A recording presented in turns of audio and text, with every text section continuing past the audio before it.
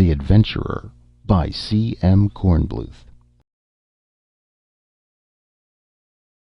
For every evil under the sun there's an answer.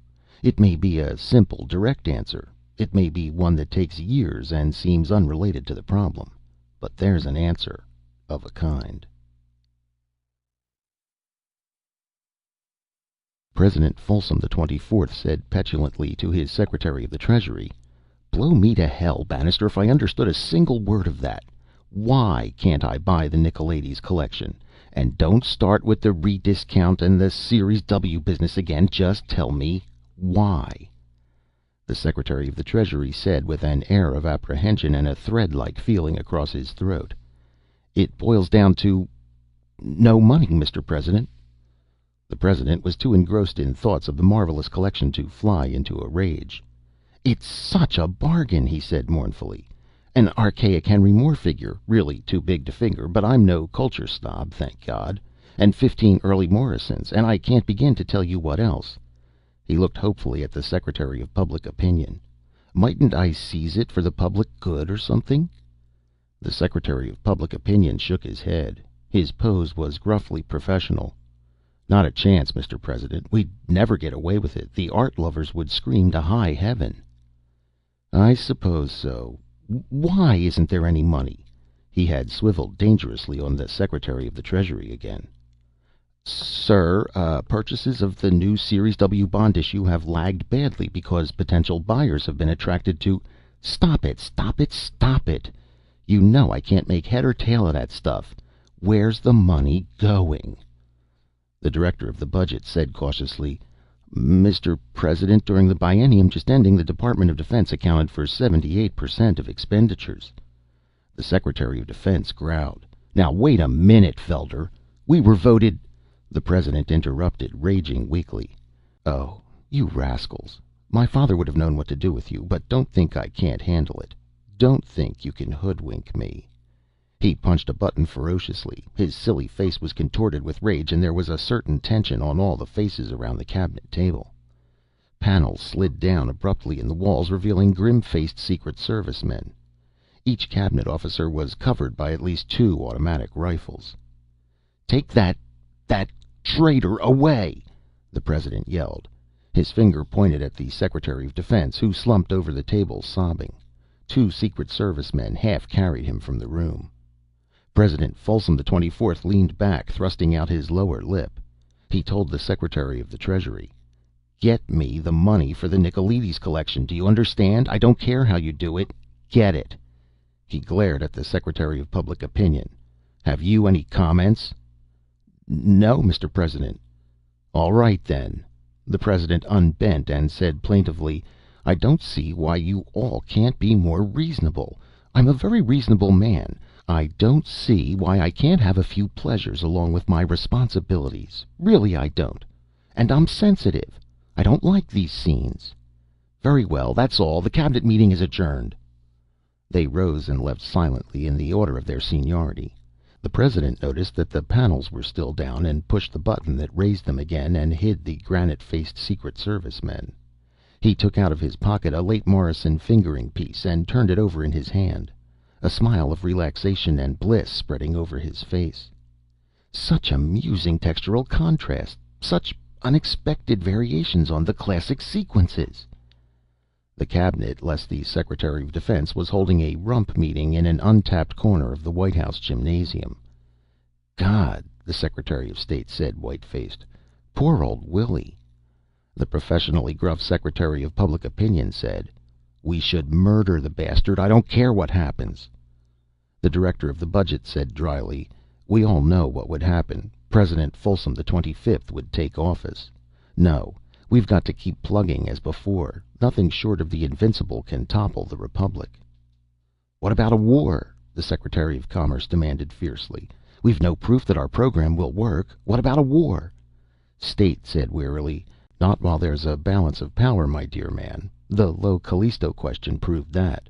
The Republic and the Soviet fell all over themselves trying to patch things up as soon as it seemed like there would be real shooting. Folsom the 24th and His Excellency Premier Yersinsky know at least that much." The Secretary of the Treasury said, What would you all think of Steiner for defense? The director of the budget was astonished. Would he take it? Treasury cleared his throat. As a matter of fact, I asked him to stop by right about now. He hurled a medicine ball into the budgetary gut. "Ooh," said the director. "You bastard. Steiner would be perfect. He runs standards like a watch." He treacherously fired the medicine ball at the Secretary of Raw Materials, who blandly caught it and slammed it back. "Here he comes," said the Secretary of Raw Materials. "Steiner, come and sweat some oleo off." Steiner ambled over, a squat man in his 50s, and said, "I don't mind if I do. Where's Willie?"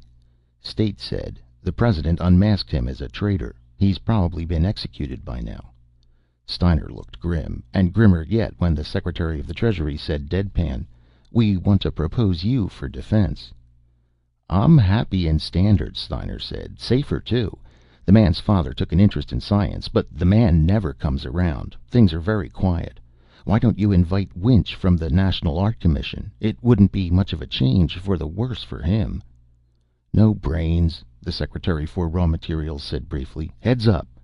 Steiner caught the ball and slugged it back at him. "What good are brains?" he asked quietly. "Close the ranks, gentlemen," State said. "These long shots are too hard on my arms." The ranks closed, and the cabinet told Steiner what good were brains. He ended by accepting.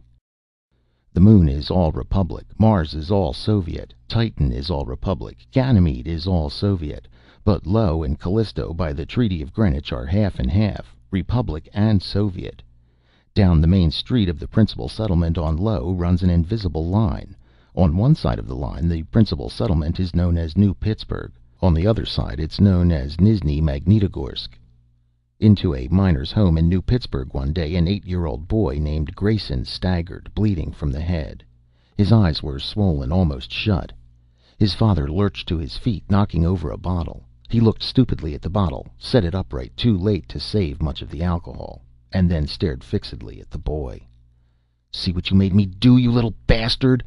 he growled, and fetched the boy a clout on his bleeding head that sent him spinning against the wall of the hut. The boy got up slowly and silently, there seemed to be something wrong with his left arm, and glowered at his father. He said nothing.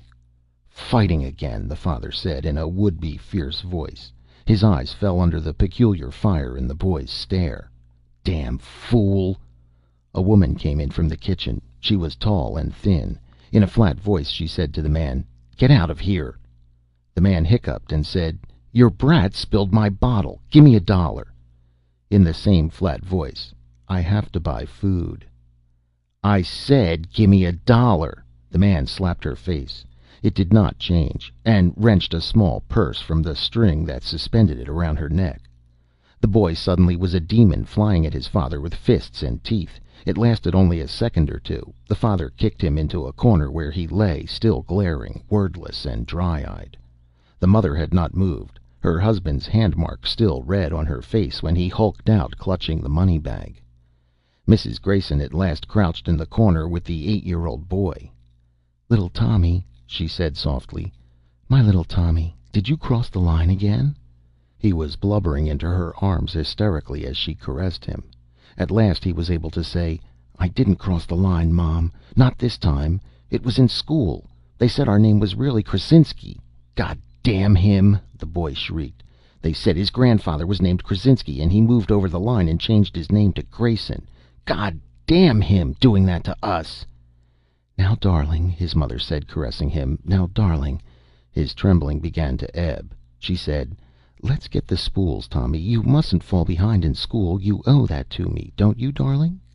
"Yes, Mom," he said.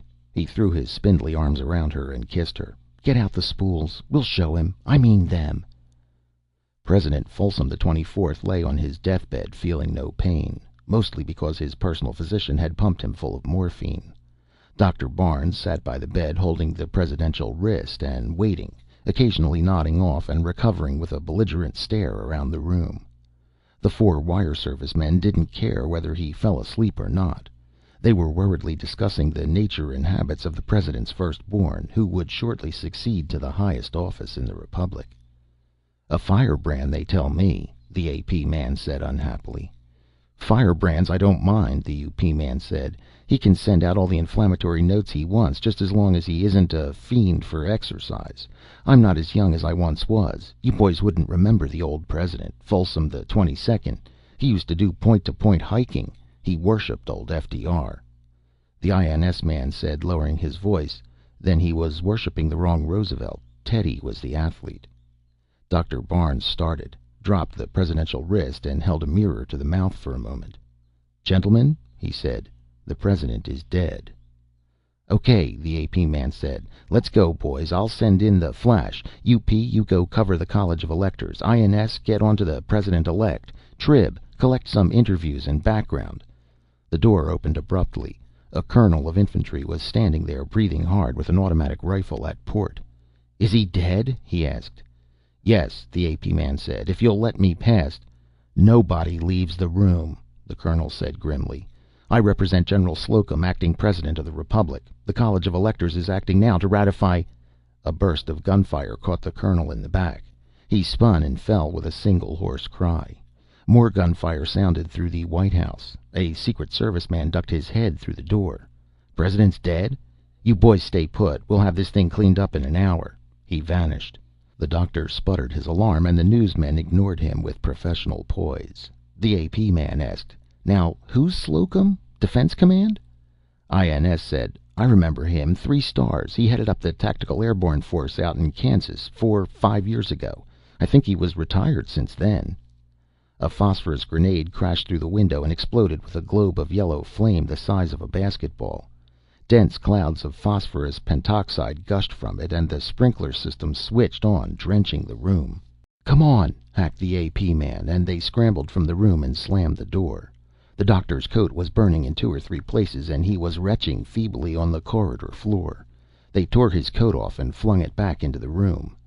The UP man, swearing horribly, dug a sizzling bit of phosphorus from the back of his hand with a penknife and collapsed, sweating, when it was out. The INS man passed him a flask, and he gurgled down half a pint of liquor. "Who flang that brick?" he asked faintly. "Nobody," the AP man said gloomily.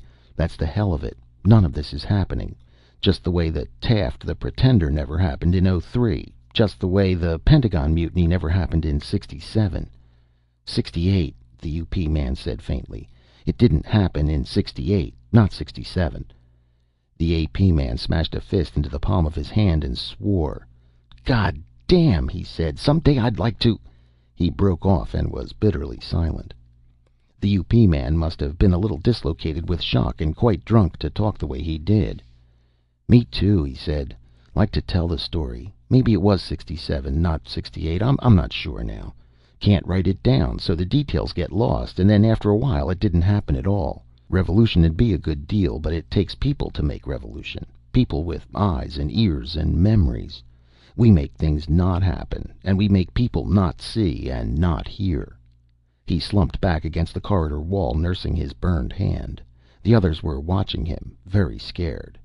Then the AP man caught sight of the Secretary of Defense striding down the corridor, flanked by Secret Service men. "Mr. Steiner," he called, "what's the picture?" Steiner stopped, breathing heavily, and said, "Slocum's barricaded in the Oval Study. They don't want to smash in. He's about the only one left. There were only 50 or so. The acting president's taken charge at the study. You want to come along?" They did, and even hauled the UP man after them. The acting president, who would be President Folsom the 25th as soon as the Electoral College got around to it, had his father's face, the petulant lip, the soft jowl on a hard young body. He also had an auto rifle ready to fire from the hip. Most of the cabinet was present. When the Secretary of Defense arrived, he turned on him. "Steiner," he said nastily, "can you explain why there should be a rebellion against the Republic in your department?" "Mr. President," Steiner said, "Slocum was retired on my recommendation 2 years ago. It seems to me that my responsibility ended there, and security should have taken over." The President-elect's finger left the trigger of the auto rifle, and his lip drew in a little. "Quite so," he said curtly, and turned to the door. "Slocum," he shouted, "come out of there. We can use gas if we want." The door opened unexpectedly, and a tired-looking man with 3 stars on each shoulder stood there, barehanded. "All right," he said drearily. I was fool enough to think something could be done about the regime, but you fat-faced imbeciles are going to go on and... The stutter of the auto rifle cut him off. The President-elect's knuckles were white as he clutched the piece's forearm and grip. The torrent of slugs continued to hack and plow through the general's body until the magazine was empty. "Burn that," he said curtly, turning his back on it. "Dr. Barnes, come here. I want to know about my father's passing." The doctor, hoarse and red-eyed from the whiff of phosphorus smoke, spoke with him. The UP man had sagged drunkenly into a chair, but the other newsmen noted that Dr. Barnes glanced at them as he spoke in a confidential murmur. "Thank you, Doctor," the President-elect said at last decisively.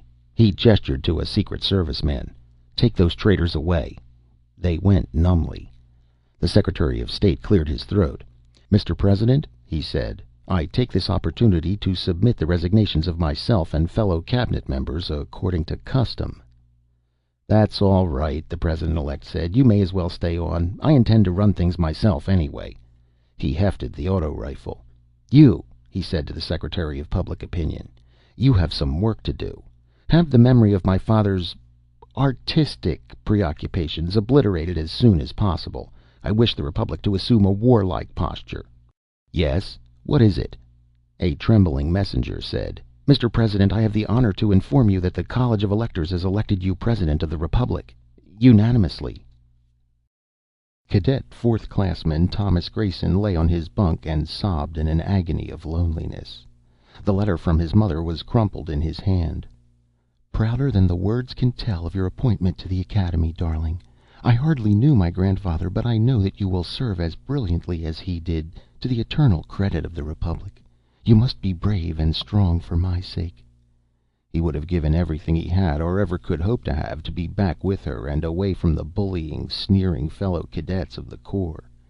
He kissed the letter and then hastily shoved it under his mattress as he heard footsteps. He popped to a brace, but it was only his roommate Ferguson. Ferguson was from Earth and rejoiced in the lighter lunar gravity, which was punishment to Grayson's low-bred muscles. "Rest, mister," Ferguson grinned. "Thought it was night inspection." "Any minute now. They're down the hall. Let me tighten your bunk or you'll be in trouble." Tightening the bunk, he pulled out the letter and said calvishly, "Aha! Who is she?" and opened it. When the cadet officers reached the room, they found Ferguson on the floor being strangled black in the face by spidery little Grayson. It took all three of them to pull him off. Ferguson went to the infirmary and Grayson went to the commandant's office. The commandant glared at the cadet from under the most spectacular pair of eyebrows in the service. "Cadet Grayson," he said, "explain what occurred."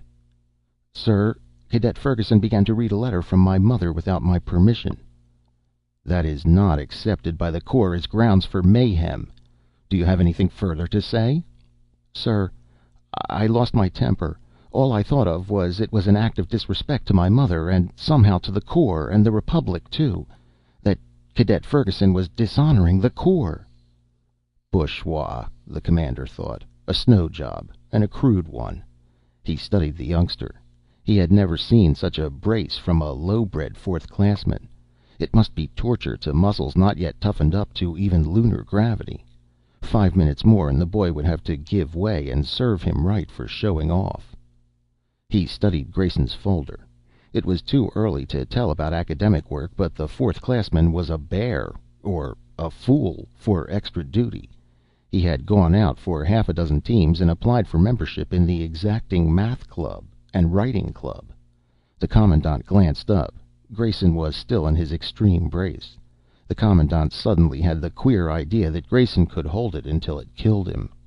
100 hours of pack drill, he barked, to be completed before quarter term. "Cadet Grayson, if you succeed in walking off your tours, remember that there is a tradition of fellowship in the Corps which its members are expected to observe. Dismissed." After Grayson's steel-sharp salute and exit, the commander dug deeper into the folder. Apparently there was something wrong with the boy's left arm, but it had been passed by the examining team that visited Low. Most unusual, most irregular, but nothing could be done now about it. The president, softer now in body than on his election day and infinitely more cautious, snapped, It's all very well to create an incident, but where's the money to come from? Who wants the rest of Low anyway? And what will happen if there's war?" Treasury said, "The hoarders will supply the money, Mr. President. A system of percentage bounties for persons who report currency hoarders, and then enforced purchase of a bond issue." Raw Materials said, "We need that iron, Mr. President. We need it desperately." State said, "All our evaluations indicate that the Soviet Premier would consider nothing less than armed invasion of his continental borders as occasion for all-out war. The Consumer Goods Party in the Soviet has gained immensely during the past 5 years, and of course their armaments have suffered. Your shrewd directive to put the Republic in a warlike posture has borne fruit, Mr. President." President Folsom XXV studied them narrowly. To him, the need for a border incident culminating in a forced purchase of Soviet Low did not seem as pressing as they thought. But they were, after all, specialists, and there was no conceivable way that they could benefit from it personally. The only alternative was that they were offering their professional advice and that it would be best to heed it. Still, there was a vague, nagging something. Nonsense, he decided. The spy dossiers on his cabinet showed nothing but the usual. One had been blackmailed by an actress after an affair and railroaded her off of the earth. Another had a habit of taking bribes to advance favorite sons in civil and military service, and so on. The Republic could not suffer at their hands. The Republic and the dynasty were impregnable. You simply spied on everybody, including the spies, and ordered summary executions often enough to show that you meant it, and kept the public ignorant, deaf, dumb, blind, ignorant. The spy system was simplicity itself. You had only to let things get as tangled and confused as possible, until nobody knew who was who. The executions were literally no problem, for guilt or innocence made no matter. And mind control, when there were 4 newspapers, 6 magazines, and 3 radio and television stations, was a job for a handful of clerks. No, the cabinet couldn't be getting away with anything. The system was unbeatable. President Folsom XXV said, "Very well. Have it done." Mrs. Grayson, widow of New Pittsburgh Low, disappeared one night. It was in all the papers and on all the broadcasts. Some time later she was found dragging herself back across the line between Nizhny Magnitogorsk and New Pittsburgh in sorry shape. She had a terrible tale to tell about what she had suffered at the hands and so forth of the Nizhny Magnitogorskniks. A diplomatic note from the Republic to the Soviet was answered by another note, which was answered by the dispatch of the Republic's First Fleet to Low, which was answered by the dispatch of the Soviet's First and Fifth Fleets to Low. The Republic's First Fleet blew up the customary deserted target hulk, fulminated over a sneak sabotage attack, and moved in its destroyers. Battle was joined. Ensign Thomas Grayson took over the command of his destroyer when its captain was killed on his bridge. An electrified crew saw the strange, brooding youngster perform prodigies of skill and courage, and responded to them. In 1 week of desultory action, the battered destroyer had accounted for 7 Soviet destroyers and a cruiser. As soon as this penetrated to the flagship, Grayson was decorated and given a flotilla. His weird magnetism extended to every officer and man aboard the 7 craft. They struck like phantoms, cutting out cruisers and battle wagons in wild, unorthodox actions that couldn't have succeeded, but did, every time. Grayson was badly wounded twice, but his driving, nervous energy carried him through. He was decorated again and given the battle wagon of an ailing 4-striper. Without orders, he touched down on the Soviet side of Low, led out a landing party of Marines and bluejackets, cut through 2 regiments of Soviet infantry, and returned to his battle wagon with prisoners, the top civil and military administrators of Soviet Low. They discussed him nervously aboard the flagship. He has a mystical quality, Admiral. His men would follow him into an atomic furnace, and I almost believe he could bring them through safely if he wanted to." The laugh was nervous. "He doesn't look like much, but when he turns on the charm, watch out. He's a winner. Now, I wonder what I mean by that." "I know what you mean. They turn up every so often. People who can't be stopped. People who have everything. Napoleons, Alexanders, Stalins, up from nowhere." "Suleiman, Hitler, Folsom I, Genghis Khan." "Well, Let's get it over with." They tugged at their gold-braided jackets and signaled the honor guard. Grayson was piped aboard, received another decoration and another speech. This time he made a speech in return. President Folsom XXV, not knowing what else to do, had summoned his cabinet. "Well?" he rasped at the Secretary of Defense. Steiner said with a faint shrug, "Mr. President, there's nothing to be done. He has the fleet, he has the broadcasting facilities, he has the people." "People!" snarled the President. His finger stabbed at a button and the wall panels snapped down to show the Secret Service men standing in their niches. The finger shot tremulously out at Steiner. "Kill that traitor!" he raved. The chief of the detail said uneasily, "Mr. President, we were listening to Grayson before we came on duty. He says he's de facto president now." "Kill him! Kill him!" the chief went doggedly on. "And we liked what he had to say about the Republic, and he said citizens of the Republic shouldn't take orders from you, and he'd relieve you." The President fell back. Grayson walked in, wearing his plain ensign's uniform and smiling faintly. Admirals and 4 stripers flanked him. The chief of the detail said, "Mr. Grayson, are you taking over?" The man in the ensign's uniform said gravely, "Yes. And just call me Grayson, please. The titles come later. You can go now." The chief gave a pleased grin and collected his detail. The rather slight, youngish man who had something wrong with one arm was in charge. Complete charge. Grayson said, "Mr. Folsom, you are relieved of the presidency. Captain, take him out and—" He finished with a whimsical shrug. A portly 4-striper took Folsom by one arm. Like a drugged man, the deposed president let himself be led out. Grayson looked around the table. "Who are you, gentlemen?" They felt his magnetism, like the hum when you pass a power station. Steiner was the spokesman. "Grayson," he said soberly, "we were Folsom's cabinet. However, there is more that we have to tell you, alone if you will allow it." "Very well, gentlemen." Admirals and captains backed out, looking concerned. Steiner said, "Grayson, the story goes back many years. My predecessor, William Malvern, was determined to overthrow the regime, holding that it was an affront to the human spirit. There have been many such attempts. All have broken up on the rocks of espionage, terrorism, and opinion control, the 3 weapons which the regime holds firmly in its hands. Malvern tried another approach than espionage versus espionage, terrorism versus terrorism, and opinion control versus opinion control. He determined to use the basic fact that certain men make history, that there are men born to be mold breakers. They are the Philips of Macedon, the Napoleons, Stalins, and Hitlers, the Suleimans, the adventurers. Again and again they flash across history, bringing down an ancient empire, turning ordinary soldiers of the line into unkillable demons of battle, uprooting cultures, breathing new life into moribund peoples. There are common denominators among all the adventurers. Intelligence, of course. Other things are more mysterious, but are always present. They are foreigners: Napoleon the Corsican, Hitler the Austrian, Stalin the Georgian, Philip the Macedonian.